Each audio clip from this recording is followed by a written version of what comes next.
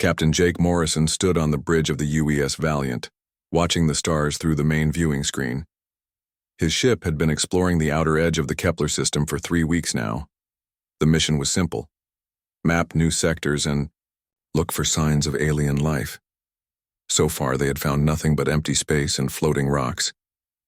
"Captain, I'm picking up something strange," said Communications Officer Dan Kelly from his station. His voice carried excitement mixed with concern. "There's a massive object about 2 million kilometers ahead. It's not moving, just drifting with the asteroid field." Jake walked over to Dan's console and looked at the readings. The object was huge, much bigger than any ship in the human fleet. "How big are we talking about, Dan?" "About 3 kilometers long, sir. Maybe more. The sensors are having trouble getting exact measurements." Chief Science Officer Lisa Grant looked up from her workstation. Her blonde hair was tied back in a tight ponytail, and her green eyes showed the same excitement Jake had heard in Dan's voice. "Captain, whatever that thing is, it's not natural. The shape is too perfect, too smooth. It looks like a ship." "A ship?" Jake raised an eyebrow. "Out here? There are no colonies in this system. No trade routes pass through this area." "That's not the strangest part," Lisa continued. She pressed several buttons on her console and the main screen changed to show sensor readings. "The object is giving off a faint energy signature, very faint but steady, like something is still powered up inside." Engineer Pete Davis spoke, up from the engineering station. He was a big man with rough hands and a beard that needed trimming. "Captain, I'm reading metal alloys I've never seen before. The hull composition doesn't match anything in our databases. And get this, there's no damage visible anywhere. No meteor impacts, no wear from space debris. Nothing." Jake felt a chill run down his spine. Space was harsh. Everything that spent time in the void showed signs of damage eventually. Micrometeors, radiation, temperature changes, they all left their marks. For something to be completely undamaged meant it was either very new or very well protected. "How old do you think it is, Lisa?" Jake asked. Lisa worked at her console for several minutes, running calculations and cross-referencing data. When she looked up, her face was pale. "Captain, based on the position relative to stellar drift and the asteroid field movement patterns, I estimate this object has been here for at least 50,000 years, maybe longer." The bridge fell silent. 50,000 years was before recorded human history. Before humans had even developed agriculture, something had built a ship and left it drifting in space. Security Chief Amy Brooks stepped forward. She was a small woman, but everyone on the ship knew she was tough as steel. Her dark hair was cut short and her brown eyes missed nothing. "Captain, I don't like this. Something that old, still powered up, just waiting out here. It feels like a trap." "Could be," Jake agreed. "But it could also be the discovery of a lifetime. Dan, try to establish communication. Send out a standard first contact message on all frequencies." Dan worked at his station for several minutes. He sent greetings in 20 different human languages, followed by mathematical sequences and basic pictograms. The response came almost immediately. "Captain, I'm getting something back. It's not words or pictures, it sounds like..." Dan paused, listening to his headphones.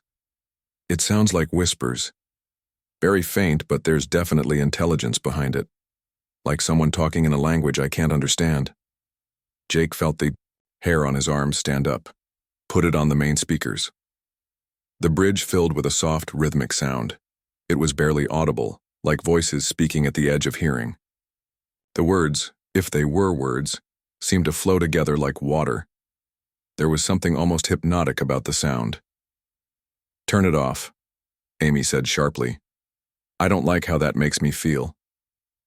Dan cut the audio feed. "The transmission is still coming. Through, Captain.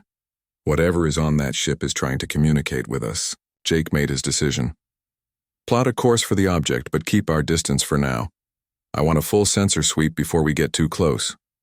As the Valiant moved closer to the mysterious ship, more details became visible on the main screen. The vessel was beautiful in a way that made Jake's chest tighten.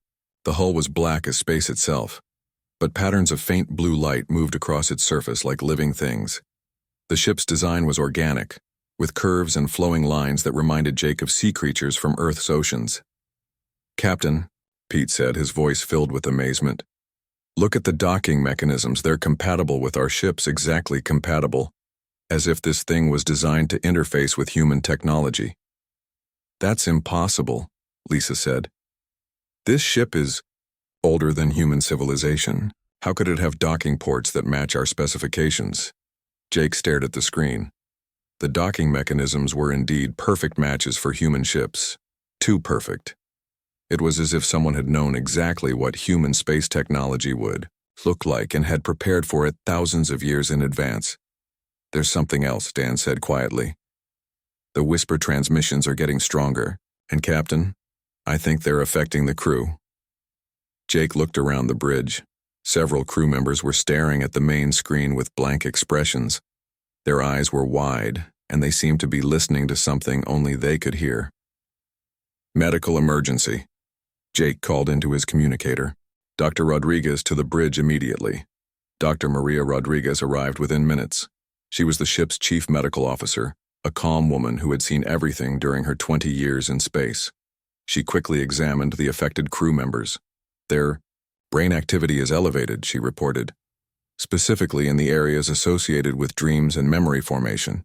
Whatever that signal is, it's interacting directly with their neural patterns." "Are they in danger?" Jake asked. "I don't think so, at least not immediately. But Captain, they're all reporting the same types of visions, star charts, burning planets, and something they describe as watchers in the dark. These aren't random hallucinations. The signal is implanting specific images." Jake felt his stomach tighten. This was beyond anything in first contact protocols. The ship wasn't just trying to communicate, it was directly affecting human minds. "Captain," Amy said, "I recommend we leave. This situation is too dangerous. We should return to Earth and report what we've found. Let the experts decide what to do next." Jake considered her advice. Amy was right. The smart thing would be to retreat and call for backup. But something deep inside him refused to leave. This was the greatest discovery in human history. The proof that humanity wasn't alone in the universe. More than that, it was evidence of intelligence far older and more advanced than anything humans had imagined. "No," Jake said finally. "We're going aboard that ship." "Captain," Amy protested, "we don't know what we're dealing with. This could be a trap or worse."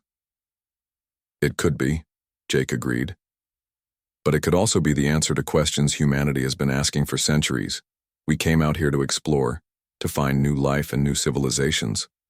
Well, we found one. I'm not walking away." Lisa nodded her agreement. "The captain's right. We have to investigate, but we should be careful. Minimal boarding party, full protective gear, and constant communication with the ship." Jake looked around the bridge at his crew. These people had volunteered for a dangerous mission at the edge of known space. They were explorers, scientists, and adventurers. They understood the risks and were willing to take them for the chance to expand human knowledge. "We'll take a team of 6, Jake decided. Lisa, Pete, Amy, Dr. Rodriguez, and communications specialist Janet Cole. We'll enter through their docking port, do a quick survey, and return within 4 hours. If we find anything dangerous, we leave immediately." As the Valiant moved into docking position with the alien vessel, Jake couldn't shake the feeling that they were about to cross a line from which there would be no return. The whispers continued to flow from the ancient ship, carrying promises and warnings in a language older than human memory. The docking clamps engaged with a soft thud that echoed through both ships. Jake looked at his boarding team and saw his own mixture of fear and excitement reflected in their faces. "Remember," he said, "we're making history today, but more importantly, we're all going home to talk about it." The airlock doors opened with a soft hiss, and Jake Morrison stepped into the alien ship. The first thing that hit him was the smell. Not the stale, recycled air he expected, but something fresh and clean, like morning air after rain. Behind him, Lisa Grant, Pete Davis, Amy Brooks, Dr. Rodriguez, and Janet Cole followed in single file. "The air is breathable," Dr. Rodriguez said, checking her scanner. 21% oxygen, 78% nitrogen, with trace gases that actually improve air quality. It's better than the air on most human ships. How is that possible? Pete asked. This ship has been sealed in space for thousands of years. Jake looked around the entry chamber. The walls were smooth and curved, made of a material that looked like black metal but felt warm to the touch. Soft blue lights traced patterns along the walls, pulsing gently like a slow heartbeat. The ceiling was high, much higher than needed for humans, and seemed to stretch up into darkness. The lighting is responding to us, Lisa observed. As she spoke, the lights grew slightly brighter. When she moved toward a corridor leading deeper into the ship, more lights activated ahead of her. It's like the ship knows we're here. Amy kept her hand near her weapon. I don't like this. The ship is too ready for us, too welcoming. Jake nodded but continued forward. The corridor they entered was vast, wide enough for 10 people to walk side by side. The walls were covered in symbols that seemed to shift and change when he wasn't looking directly at them. Janet, are you recording everything? Jake asked. Janet Cole held up her portable recording device. Yes, Captain, but the symbols on the walls are interfering with the equipment. The recordings keep changing, showing different patterns than what we're actually seeing. Dr. Rodriguez stopped suddenly. Captain, I'm getting unusual readings from my medical scanner. There are life signs ahead of us. Multiple life signs. What kind of life signs? Jake asked, his heart rate increasing. I'm not sure. The readings don't match any known species. They're faint but definitely there. The team moved more carefully now, following the pulsing lights deeper into the ship. The corridor opened into a massive chamber that took Jake's breath away. The room was enormous, with a ceiling that disappeared into shadows above. Along the walls were hundreds of clear containers, each one glowing with soft light. My God, Lisa whispered. Jake approached the nearest container and looked inside. What he saw made his legs weak. Floating in a clear liquid was a creature unlike anything he had ever seen. It had 4 arms, pale blue skin, and a head with large black eyes. But it wasn't dead. Jake could see its chest rising and falling slowly. They're alive, Dr. Rodriguez said, moving from container to container. All of them. They're in some kind of suspended animation. Pete examined the technology, keeping the containers running. Captain, this preservation system is incredible. It's not just keeping them alive, it's keeping them in perfect condition. No aging, no decay, nothing. Jake moved through the room, looking at the beings in the containers. There were dozens of different species. Some looked almost human, others were completely alien. He saw creatures with scales, others with fur, some that seemed to be made of living crystal. Lisa, do you recognize any of these species? Jake asked. Lisa studied the containers carefully. Some of them, yes. I see Zelhari, Morthak, and what looks like early-stage Corvin. But Captain, there are others I've never seen before. Species that aren't in any of our databases. Janet was recording everything, but her hands were shaking. Captain, why are they all here? What is this place? Jake was about to answer when Amy called out from across the room. Captain, you need to see. This now. Jake hurried to where Amy was standing. She was looking at a section of containers that were different from the others. These containers were smaller, and the beings inside looked familiar in a way that made Jake's stomach turn. Those look like humans, Dr. Rodriguez said, her voice barely a whisper. Jake stared at the containers. The beings inside were definitely humanoid, but they were different from modern humans. They were shorter, with heavier brows and more muscular builds. Their faces were primitive, but unmistakably human. These look like early humans, Lisa said. Neanderthals, maybe even earlier. But Captain, how is that possible? This ship is older than human civilization. Pete was scanning the containers with his equipment. The genetic markers are definitely human, but they've been modified, enhanced. Look at the brain size, it's 30% larger than normal, and the muscle density is incredible. Dr. Rodriguez was studying her medical scanner with growing alarm. Captain, these aren't just early humans.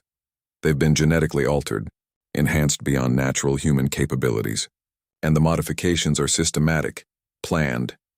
Someone was experimenting on them. Jake felt sick. The implications were staggering. Someone had been collecting humans, along with other species, for thousands of years. But who? And why? The answer came from an unexpected source. As Jake stood looking at the modified humans, the whispers they had heard earlier grew stronger. This time, however, the sounds seemed to form words. "Welcome," the voice said, speaking directly into their minds. "We have been waiting for you." Amy drew her weapon immediately. "Show yourself." The lights in the chamber changed, becoming brighter and more focused. In the center of the room, a holographic figure appeared. It was tall and thin, with pale skin and large dark eyes. Its face was kind but ancient beyond measure. "I am the curator," the figure said, "the last guardian of this vessel. You need not fear me. I have been waiting for your species to develop enough to find us." Jake stepped forward. "You're the one who built this ship?" "No," the curator replied. "My people built this ship. The gardeners, we were called. We are extinct now, save for my consciousness preserved in this vessel." "The gardeners?" Lisa asked. "What were you gardeners of?" The hologram smiled sadly. "Life itself. We seeded this galaxy with consciousness, guided the development of intelligent species, protected them from threats they could not understand." Pete gestured toward the containers. "You were collecting species, experimenting on them." "Preparing them," the curator corrected. "The galaxy faces a threat that conventional weapons cannot defeat, a threat that consumes not just matter and energy, but consciousness itself. We call them the Devourers." Dr. Rodriguez lowered her scanner. "The modifications to the human specimens. You were trying to create weapons?" "Not weapons," the curator said. "Warriors. Beings capable of fighting an enemy that exists partially outside normal space and time. Your species, humanity, was our greatest success." Jake felt his world spinning. "You're saying humans were created by your people?" "Not created. Guided. Your species evolved naturally, but we influenced that evolution. Every major leap in human development, every advancement in technology or consciousness, was subtly encouraged by gardener intervention." Amy kept her weapon ready. "Why? What makes humans so special?" The curator's expression grew serious. "Humans possess a unique combination of traits: adaptability, aggression, creativity, and an indomitable will to survive. Most species, when faced with extinction, accept their fate. Humans fight back, no matter the odds." Lisa was studying the hologram intently. "You said the gardeners are extinct. What happened to them?" "We fought the last devourer incursion 50,000 years ago. We won, but at great cost. My people sacrificed themselves to drive the enemy back beyond the galaxy's edge. But they will return. They always return." Janet had been quietly recording everything. Now she spoke up. "If your people defeated them before, why do you need us?" The curator's image flickered, showing signs of the ancient technology's strain. "Because the Devourers learned from their defeat. They are stronger now, more cunning, and there are no gardeners left to fight them. Only the species we prepared can stand against what is coming." Jake looked around at his team. Their faces showed the same mixture of fear and disbelief he felt. "How long do we have?" "The first scouts are already probing the galaxy's outer rim," the curator replied. "Perhaps a century before the main force arrives. But their influence spreads faster than their physical presence. Entire star systems will simply cease to exist, not destroyed but removed from reality itself." Dr. Rodriguez was studying her readings again. "The genetic modifications you made to early humans, are they still present in modern humans?" "In some, yes. The markers are dormant, waiting for activation. When triggered, they will transform humans into beings capable of perceiving and fighting multidimensional threats." Amy finally lowered her weapon. "What happens to humans who are transformed?" The curator's silence stretched for long moments. Finally he answered, "They become something more than human. But the process is irreversible and not all survive the transformation. Pete was examining the ship's technology with new understanding. This entire vessel is a weapon, isn't it? Designed to fight these devourers. This vessel is a library, the curator corrected. It contains the knowledge of 1,000,000 species, the history of galactic civilization, and the tools needed to fight the coming darkness. But yes, it can be a weapon when necessary. Jake made a decision that would change everything. Show us what's coming, and show us how to fight it. The chamber around Jake and his team continued to transform. The walls became see-through, showing images of space that made their heads spin. Stars moved in patterns that hurt to watch. Planets appeared and disappeared like soap bubbles popping. And through it all, dark shapes moved between the stars, eating everything in their path. What you see before you, the curator said, is the last recorded battle between my people and the devourers. This happened 50,000 years ago, when your species was just learning to make fire. Jake watched in horror as entire solar systems vanished. Not exploded or destroyed, but simply erased from existence. Where planets and stars had been, there was now something worse than empty space. There were holes that seemed to pull at his mind when he looked at them. How do you fight something like that? Lisa asked, her voice shaking. The curator gestured, and the images changed. Now they could see the gardeners in battle. They were tall beings of pure energy, wielding weapons that bent space and time. But even with all their power, they were losing. Conventional weapons are useless, the curator explained. The devourers exist in multiple dimensions at once. They can step outside normal space-time to avoid attacks. Only beings who can perceive and interact with multiple realities can harm them. Amy stepped closer to the hologram. You said humans were designed for this fight. How? Your species possesses something unique, the curator replied. Most intelligent. Life develops along predictable patterns. They become either purely logical or purely emotional.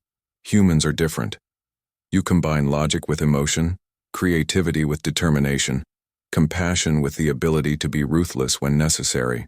Pete was studying the battle recordings with his engineer's eye. Those weapons the gardeners are using, can humans learn to use them? No, the curator said sadly.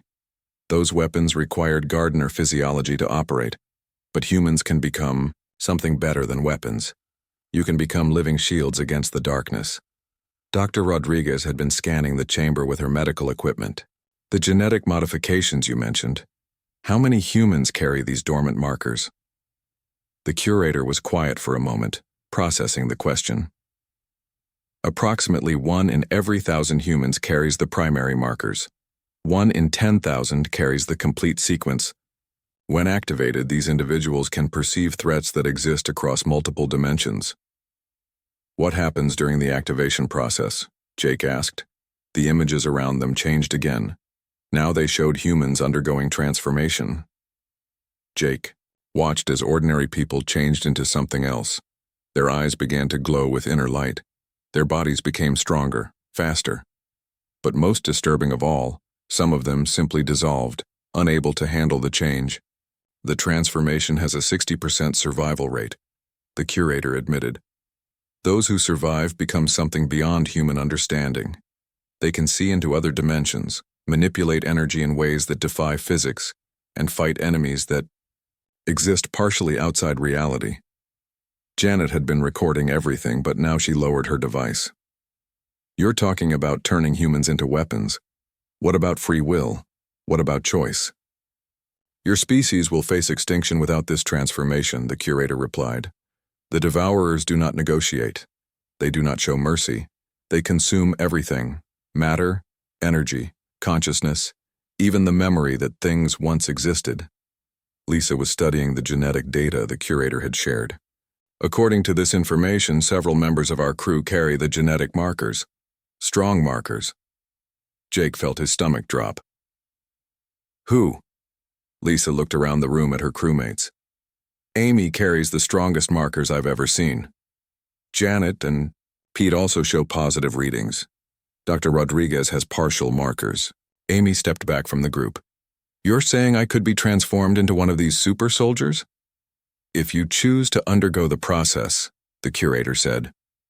But I must warn you, the transformation changes more than just your body. Your perception of reality will shift. You will see things that others cannot see, know things that others cannot know. Many who undergo the change find it difficult to relate to unmodified humans. Pete ran his hands through his hair. This is insane. You're talking about fundamentally changing what it means to be human. The alternative is extinction, the curator replied simply. Not just death, but complete erasure. The devourers will consume your species so thoroughly that it will be as if humans never existed at all. Jake made a difficult decision. Show us the current situation. You said the devourers are already returning. How much time do we have? The curator nodded, and the chamber filled with new images. These were recent, showing the edge of their galaxy. Jake could see the dark shapes moving between stars, growing stronger and more numerous. The first scouts arrived 6 months ago, the curator explained. They are probing your galaxy's defenses, testing for resistance. The main invasion force will arrive within the next 100 years. Dr. Rodriguez was studying the medical data. What about the other preserved species in this ship? Do any of them have the ability to fight the devourers? Some do, the curator admitted. The Zelhari developed powerful mental abilities. The Corvin created weapons that could damage multidimensional entities, but none of them had the complete package that humans possess. What package? Amy asked. The curator smiled sadly. Hope. Every other species we encountered eventually accepted that extinction was inevitable. They fought bravely, but when defeat seemed certain, they gave up. Humans are different. Even when facing impossible odds, you refuse to surrender. Jake thought about human history. All the wars, the struggles, the times when everything seemed lost, but people kept fighting anyway. You're right. We don't give up easily. There is something else, the curator continued. The genetic modifications my people made were not just physical. They also enhanced human creativity and adaptability. A transformed human might discover new ways to fight the devourers that we never considered. Lisa had been studying the ship's computer systems. This vessel contains the complete history of galactic civilization, libraries of knowledge from thousands of species.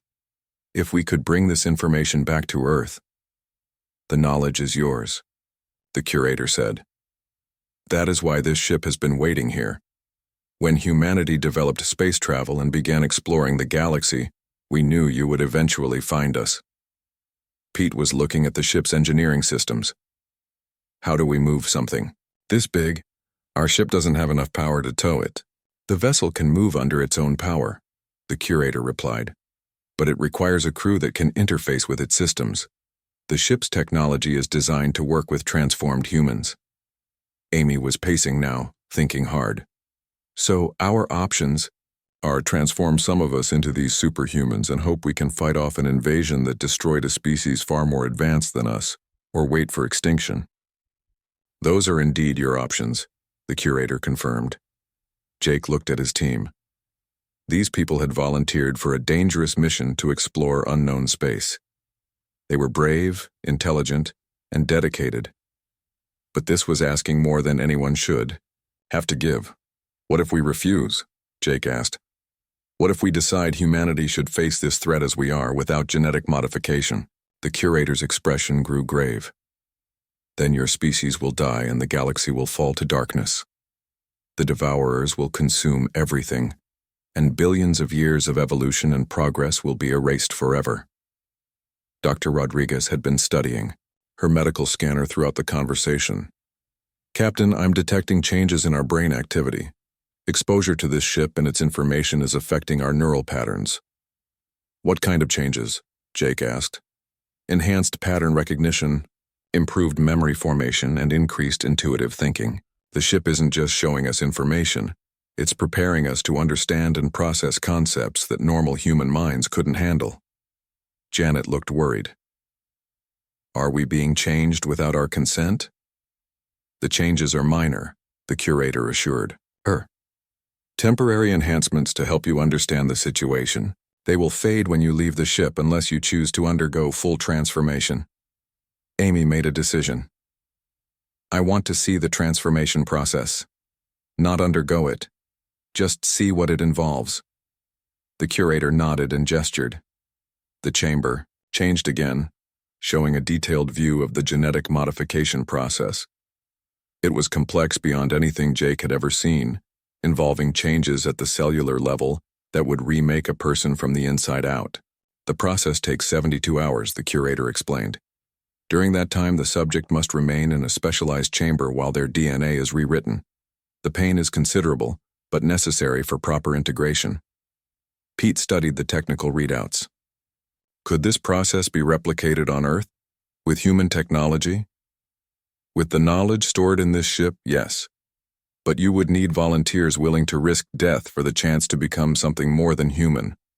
Jake realized they were at a crossroads. The decision they made here would affect not just their crew but all of humanity. The weight of that responsibility was crushing. We need to discuss this as a team, Jake said finally. But first I need to know, if we agree to this, if some of us undergo transformation, what guarantee do we have that it will be enough?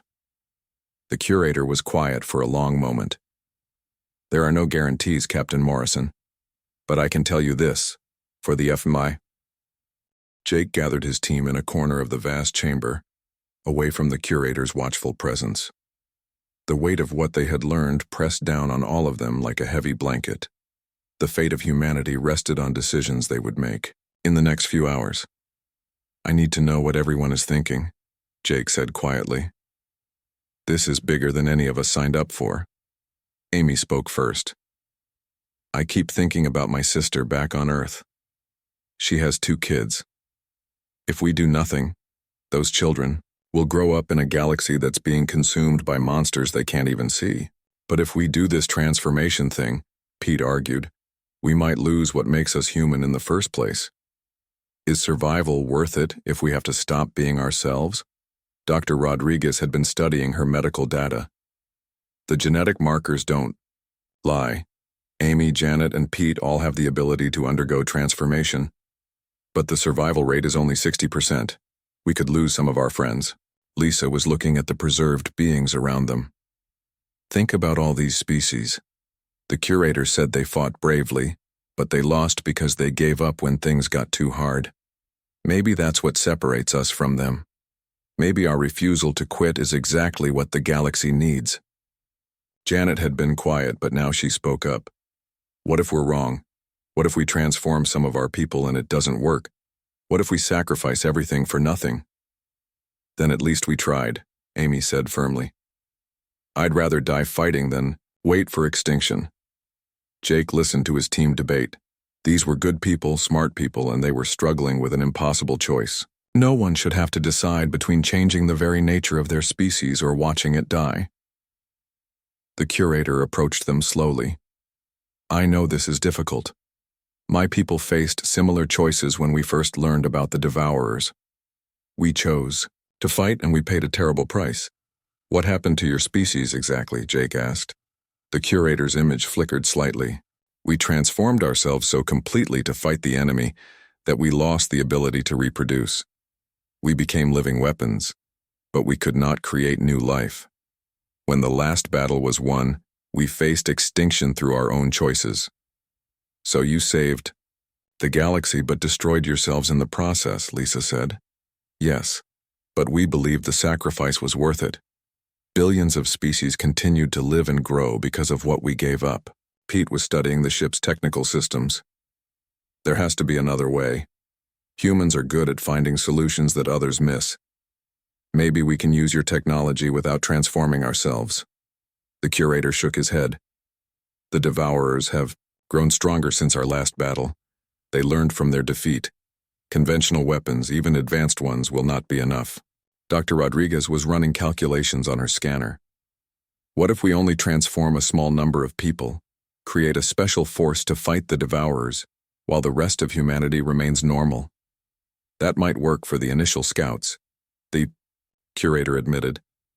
But when the main invasion begins, you will need thousands of transformed humans, maybe millions. Amy had been pacing while they talked. Now she stopped and faced the group. I want to do it.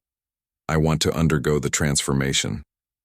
Amy, no, Jake said immediately. We need to think about this more. I have thought about it, Amy replied. Look at the facts. The enemy is already here. They're going to invade whether we're ready or not. At least this way, we have a chance to fight back. Janet looked scared. What if something goes wrong? What if you don't survive the process? Then you'll know it doesn't work, and you can find another solution, Amy said simply. Someone has to be first. Someone has to take the risk.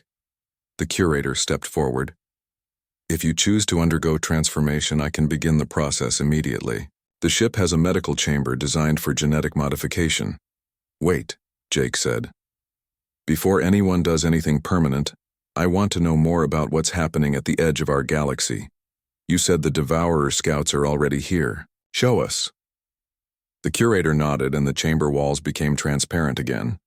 This time they showed real-time images of space at the galaxy's outer rim. Jake could see areas where stars had simply vanished, leaving holes in space that hurt to look at. 3 solar systems have been consumed in the past month, the curator explained. The rate of consumption is increasing. The scouts are testing your galaxy's defenses and finding them inadequate. Lisa studied the star charts. Those systems are in the outer colonies region. There were human settlements there. Not anymore, the curator said sadly. The Devourers don't just destroy physical matter. They erase the memory that things ever existed. Even records of those colonies are beginning to fade from your databases. The horror of that statement hit Jake like a physical blow. Entire human communities had been wiped out so completely that people were forgetting they had ever existed. It was worse than death. It was being removed from history itself. Pete was studying the technical readouts. How long before they reach Earth? At their current rate of advance, perhaps 10 years for the scouts to reach your core systems. The main invasion fleet will arrive in 50 to 70 years. That's not much time to prepare, Dr. Rodriguez observed. No, the curator agreed, which is why immediate action is necessary. Every day you wait, more of your species disappears forever. Amy had made up her mind. I'm doing it. Jake, I know you want to protect all of us, but someone has to take the first step. Jake looked at Amy's determined face. She was one of the bravest people he had ever known. If anyone could survive the transformation process, it would be her, but the thought of losing her was almost unbearable. What exactly would happen to you? Jake asked the curator. Her genetic structure would be rewritten at the cellular level. Her brain would develop new neural pathways, allowing her to perceive multiple dimensions simultaneously. Her body would become stronger, faster, and more resilient. Most importantly, she would gain the ability to interact with entities that exist outside normal space-time. But she would still be Amy? Janet asked. The curator hesitated. She would retain her memories and personality, but her perspective on reality would change dramatically. She would see and understand things that unmodified humans cannot comprehend. This often creates difficulty in relating to others. Amy stepped forward. I understand the risks. I want to proceed. Jake made one of the hardest decisions of his life. All right. But we do this carefully. I want Dr. Rodriguez monitoring every step of the process. And if anything goes wrong, we stop immediately. The transformation cannot be stopped once it begins, the curator warned. The genetic changes must be completed or the subject will die. Dr. Rodriguez checked her equipment. I'll monitor her vital signs throughout the process. At least we'll know if it's working. The curator led them to another chamber deeper in the ship. This room was smaller, dominated by a cylindrical tank filled with swirling silver liquid. Control panels surrounded the tank, displaying readouts and symbols that shifted and changed as they watched. The subject must remain in the transformation chamber for 72 hours, the curator explained. During this time, the liquid will penetrate every cell in her body, rewriting her DNA according to the template my people developed. Amy looked at the tank with determination. What do I need to do? Remove your clothing and enter the chamber. The liquid will preserve your life while the changes take place. You will remain conscious throughout the process, though you may experience visions as your brain develops new capabilities. Amy began removing her equipment and clothes. If this works, I'll be able to fight the Devourers. You will be able to perceive them and interact with them, the curator confirmed. But fighting them effectively will require training and practice. The abilities you gain will be powerful but difficult to control initially. Jake watched his friend prepare to risk everything for humanity's survival. Amy, are you sure about this? She turned to face him, and Jake saw no fear in her eyes, only determination. I've never been more sure of anything in my life. If I don't make it, promise me you'll find another way to save our species. You're going to make it, Jake said, firmly. You're the toughest person I know. Amy smiled and stepped into the silver liquid. It covered her completely within seconds, and Jake watched as monitoring systems activated around the chamber. Her vital signs appeared on screens, showing her heart rate, brain activity, and other biological functions. The process has begun, the curator announced. The first phase involves cellular restructuring. This will take approximately 24 hours. Dr. Rodriguez was studying her medical scanner intently. Her cellular activity is increasing dramatically. I'm seeing changes at the genetic level already. Pete watched the readouts with fascination and horror. Her DNA is actually rewriting itself. I can see the molecular changes happening in real time. Lisa was recording everything. Whatever happens, we need to document this. If Amy survives, others will need to know what to expect. As they watched, Amy's body began to change subtly. Her skin took on a faint luminescent quality, and her closed eyes began to glow with soft blue light. The transformation that would determine humanity's future had begun.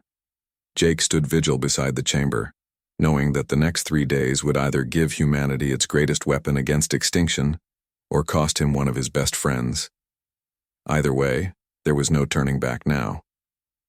For 3 days, Jake and his team watched Amy's transformation. The silver liquid in the chamber glowed brighter as each hour passed.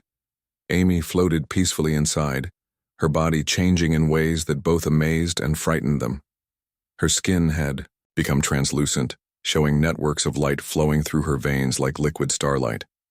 Her brain activity is off the charts, Dr. Rodriguez reported on the second day. She's showing neural patterns I've never seen before. It's like her mind is processing information from multiple sources at once.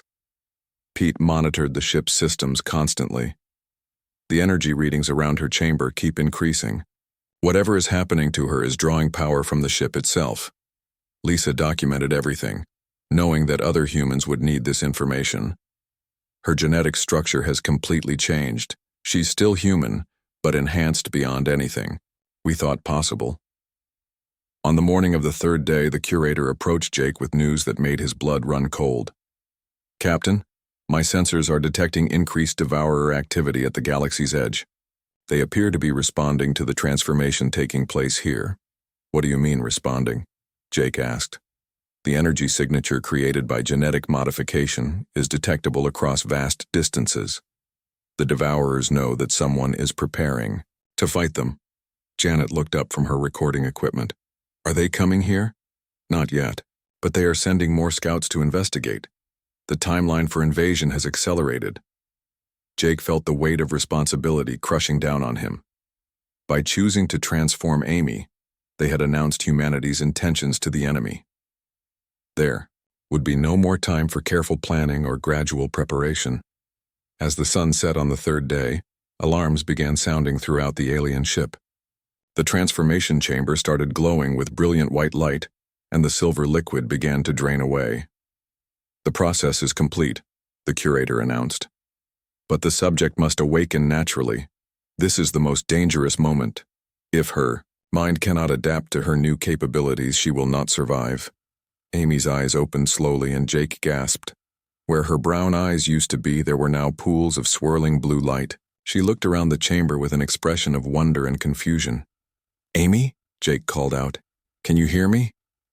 She turned toward his voice, and when she smiled, Jake felt relief flood through him. I can hear you, Jake, but I can hear so much more now. The chamber opened, and Amy stepped out. She moved differently with a grace that seemed to defy gravity. Her skin still glowed faintly, and Jake could see that she was fundamentally changed. "How do you feel?" Dr. Rodriguez asked, scanning Amy with her medical equipment. "Different. Aware. I can see things that were always there but hidden." Amy looked around the chamber with her new eyes. "The Devourers. I can sense them at the edge of the galaxy. They're horrible, Jake. They're not just destroying things.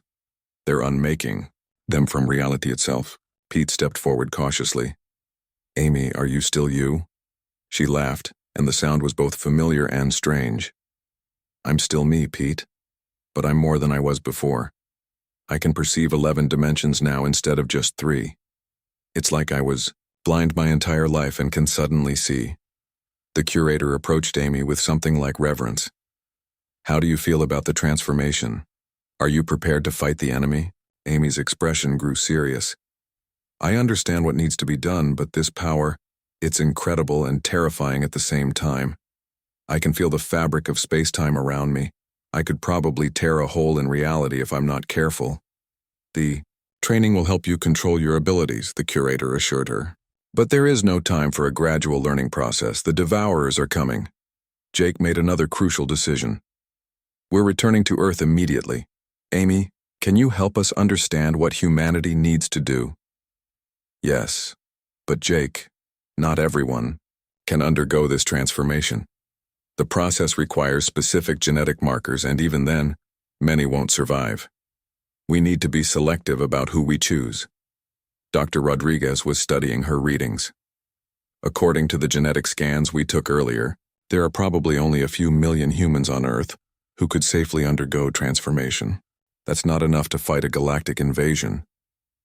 Amy closed her glowing eyes and seemed to be listening to something only she could hear. "There might be another way." The curator showed them the network. The chamber walls became transparent again, but this time they showed something different. Jake could see a web of energy connecting all the preserved beings in the ship. Each creature was linked to the others, sharing knowledge and abilities across species barriers. "My people discovered that transformed beings can link their consciousness," the curator explained. "A small number of enhanced individuals can share their abilities with larger groups of unmodified beings. But the link must be voluntary, and it requires complete trust." Pete was studying the technical aspects. "You're talking about some kind of mental network? Like a hive mind?" "Not a hive mind," Amy corrected. "More like a temporary sharing of abilities. I could link with normal humans and give them the ability to perceive the Devourers, but they would remain themselves." Lisa saw the implications immediately. That could work. A few hundred transformed humans could potentially enhance millions of regular people when needed. "But there are risks," the curator warned.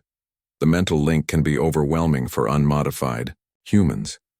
Some may lose their sanity when exposed to multidimensional perception." Jake weighed their options. They could try to transform as many humans as possible and hope enough survived, or they could create a smaller group of enhanced individuals who could temporarily share their abilities with others. "We'll do both," Jake decided. "We'll identify people with the strongest genetic markers for transformation, and we'll develop the linking technology for everyone else." Amy nodded approval. "That gives us the best chance, but Jake, we need to move fast. I can sense the Devourer scouts getting closer. They're not just coming to our galaxy anymore. They're specifically heading for Earth." "How long do we have?" Jake asked. Amy was quiet for a moment, using her enhanced senses to probe space around them. 6 months, maybe less, before the first scouts reach our solar system. Once they arrive, they'll start consuming our outer planets to build strength for the main assault."